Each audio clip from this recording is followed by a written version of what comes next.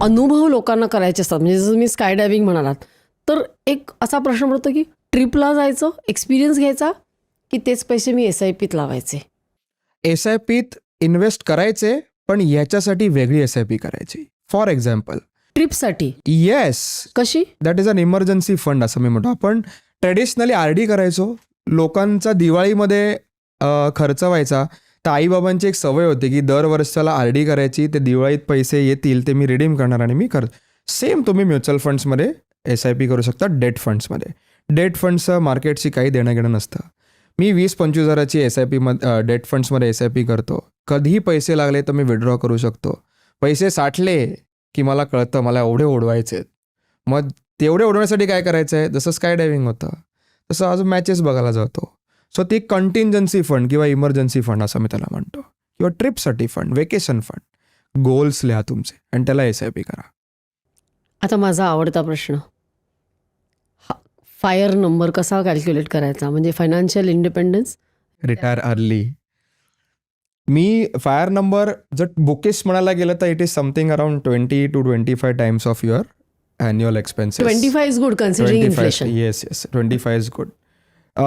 मी त्याला थोडंसं वेगळ्या रूपात नेहमी बोलतो की मी आज 35 आहे. ओके, लेट्स अज्युम 10 वर्षात मला हवं आहे की मला सगळं माझं इन्कम स्टॉप झालं आहे आणि मला 2 लाख रुपये महिना पेन्शन हवं आहे. अच्छा, तुम्ही उलट कॅल्क्युलेट करताय, Yes, म्हणजे मी असं नाही की माझा खर्च आज इतका आहे, येस, ॲन्युअल माझा खर्च इतका आहे, मी उलटा into येईन. 25. ओके, तुम्ही उलट येत आहे. हां, म्हणजे मी असं म्हणेन the practical way of looking at it, की आज मी 35 आहे, मला व्हायचं आहे की 45th इयरला मला रिटायर व्हायचं आहे. एक पॅसिव्ह इन्कम आलं पाहिजे जे 2 लाख रुपये महिना आहे. आजचं 2 लाख रुपये महिना म्हणजे 10 वर्षाने इन्फ्लेशन ॲडजस्टेड इट इज 4%. साधारण आपण 3 लाख रुपये महिना पकडू. म्हणजे मी आज असं काहीतरी गुंतवणूक करेल की जेणेकरून मला 3 लाख रुपये महिना आली पाहिजे. 3 लाख रुपये महिना येण्यासाठी मला साधारण 4 ते 5 करोडचे म्युच्युअल फंड्स पाहिजेत. Okay, to be on a safer side मी 5 करोडचे म्युच्युअल फंड्स म्हणतो. आता 5 करोड कसे अचीव करायला पाहिजे, तर 2 गोष्टी आहेत. मी एक तर SIP करीन किंवा मी लमसम करीन किंवा मी SIP लमसम कॉम्बिनेशन करेन. समजा मी प्युअर SIP केली तर मला 1.5 lakhची SIP लागेल पर मंथ. एव्हरी इयर मला ती 15,000ने टॉपअप करायला लागेल. मी 10 वर्ष केली तर 12% माझे 5 करोड अचीव होतात. फ्लॅट मला कळलं की मला 3 लाख रुपये महिना हवा आहे, मला 1.5 लाख रुपये SIP करायचे. मला लमसम आज माझ्याकडे साधारण लेट्स अज्युम 1.25 करोड रुपये आहेत. मी आज 1.25 करोड टाकले आणि मी विसरून गेलो, तर 10 वर्षात 12% इंटू 3 टाइम्स म्हणजे ते 3.75 करोड्स होतात. म्हणजे मला उरलेले 1.25 करोड आहेत ते मला SIP थ्रू करायचे. ओके, माझ्याकडे लमसम आहेत, प्रॉपर्टी विकून आले, जे काय कुठून तरी आले, 1.25 करोड टाकले. मला 5 करोडसाठी माझ्याकडे 3.25 करोड झाले लमसममधनं, उरले 1.25 करोड. 1.25 करोड मला SIP थ्रू करायचे आहेत. 1.25 करोडसाठी मी साधारण 40,000ची SIP करेन. So 40 lakhs plus 1.25 crores will give me 5 crores or 1.5 lakhs SIP per month stand alone will give me 5 crores. किती वर्ष? 10 वर्षात. This is plan, this is for me is a fire number. आता मला जर असं हवं आहे की आज माझा खर्च महिन्याचा 1 लाख आहे, ठीक आहे, आणि मला हाच लेट्स से मी अजून पुढचं 25 वर्षाचा कालावधी आहे आणि केवळ मला नव्हे तर माझ्या मुलांना सुद्धा तेवढेच मिळाले पाहिजेत, तर माझी इन्व्हेस्टमेंट किती होईल फायर नंबर कॅल्क्युलेट केला तर? 1 लाख रुपये तुम्हाला महिन्याला हवेत, कधीपासून हवेत? नाही, म्हणजे माझा खर्च 1 लाख आहे, 12 महिन्याचा माझा खर्च झाला 12 लाख. 12 लाख इंटू 25 और 20 करूया आपण. 12 लाख इंटू 20 म्हणजे 2.5 करोड झाले. 2.5 करोड. See, तुम्हाला मगाशी जे मी उदाहरण दिलं की 5 करोड झाले तर मला 3 लाख रुपये महिना पेन्शन येतं. आता फास्ट फॉरवर्ड आपण 2035 मध्ये बसलोय, माझं वय 45 आहे, माझ्याकडे 5 करोड रुपये आहेत, मी दर महिन्याला 3 लाख रुपये पेन्शन घेतोय, बरोबर आहे. आता इथून फास्ट फॉरवर्ड 10 years म्हणजे 2045, मी 10 वर्ष 3 लाख रुपये महिना पेन्शन घेतलंय. पेन्शन घेऊनही माझे 5 करोड जी मुद्दल होती ती साधारण 7 ते 8 करोड होते, बरोबर आहे.